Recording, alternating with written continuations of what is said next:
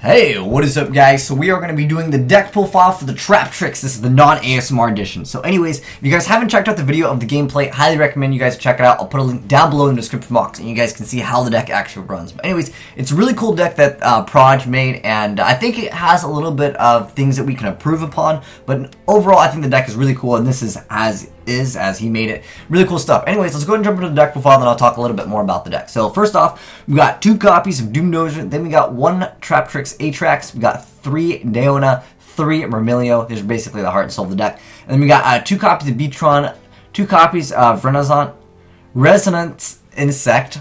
There, I said it, boys. Anyways, then we get Nymphthes over here. And then we got 1 Level Eater, 1 Glow Up Bulb, 3 copies of Magic Planner, 1 Foolish, 2 Verdant Sanctuaries, 2 Void Trap Holes, 1 Time Space Trap Hole, 1 Regular Trap Hole, 2 Deep Dark Trap Holes, 1 Bottomless, 3 Traptrix Trap Hole Nightmares, 3 copies of Naturia Sacred Tree, 3 Fiendish Chains, and 3 copies of Call On. These are all your targets for pretty much Beatron, although he can send technically like other stuff. Pretty much it's these cards that you're going to be sending with Beatron's effect, and obviously with Magical Planner. And then for the extra deck, we got 1 Trish, which you can actually make pretty easy in the deck as long as you haven't used Bulb's effect. You just, go and grab this, then you get to pop back row, then you get to go ahead and Trish someone. It's a really good combo. Then we got Mistworm, and then Cloud Castle, Armades, Catastor, Mirage, Fortress, Enterpriseneer. It's pretty easy to make once you have Cloud Castle out. And then we got the Bujin, Amaterasu, and then we got the Dark Rebellion XC Dragon, 103, 101, Castell, Excited Knight, Dagusto Emerald, and 2 copies of Traptrix Raffalsia, which definitely makes the deck so much better. And that's why we're playing so many copies of the Trap Hole cards. It just makes things much easier to abuse this card with. But anyways, let's go and talk a little bit more about the decks. If you guys haven't seen the video, like I said, watch the video so you can understand the basic concept of the deck.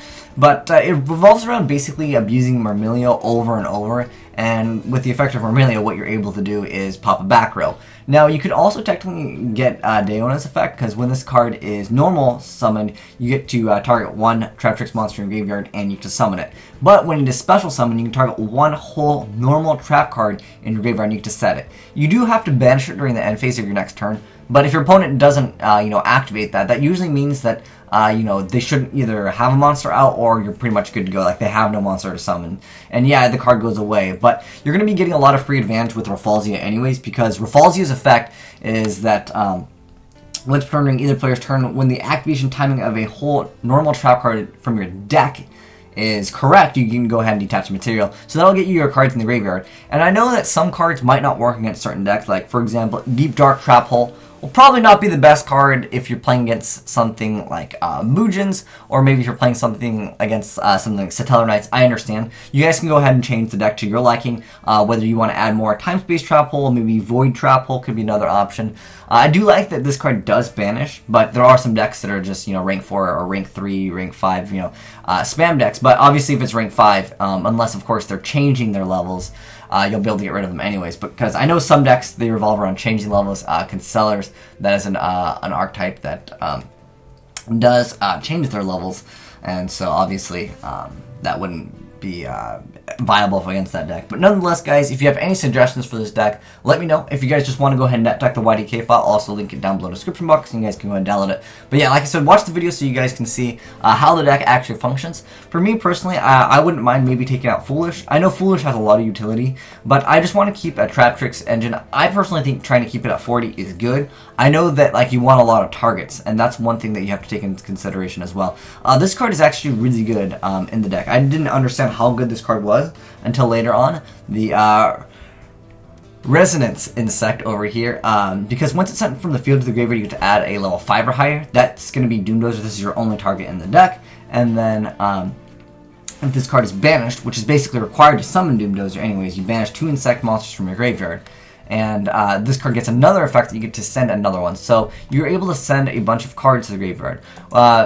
Through that, I really feel like Soul Charge would have been an excellent choice, because Mermilio's effect will trigger, and same with all the other cards that will trigger off of a special summon. So I highly recommend you guys to play a Soul Charge. I don't know how Proj didn't play this one, but I think it's an excellent addition to the deck, and it'll make it much better.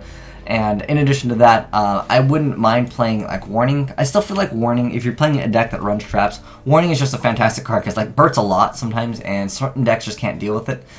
Just because, you know, like this is 1600, Denko 17, so it just runs over it, and like all your back row completely useless. I don't think this is going to be a very like super high tier meta deck unless we get other things in the future that make this deck better. But nonetheless, it's an overall very, very decent deck to play around with, have some fun with, and I would say it's relatively budget friendly. We don't know what the rarity of this card is yet. We don't have it yet in the TCG, but once this card comes out, I'm hoping that we'll get some other support, and the archetype will be much better as a standalone archetype, because pretty much it's still kind of an archetype that people splash into other decks. But anyways, thanks for watching, guys, and thanks Proj for sending in this awesome, well, he sent in the deck, the replay, and then I actually just got the deck from the replay. But anyways, thanks for watching, guys. It's been your boy Will Smith, signing out.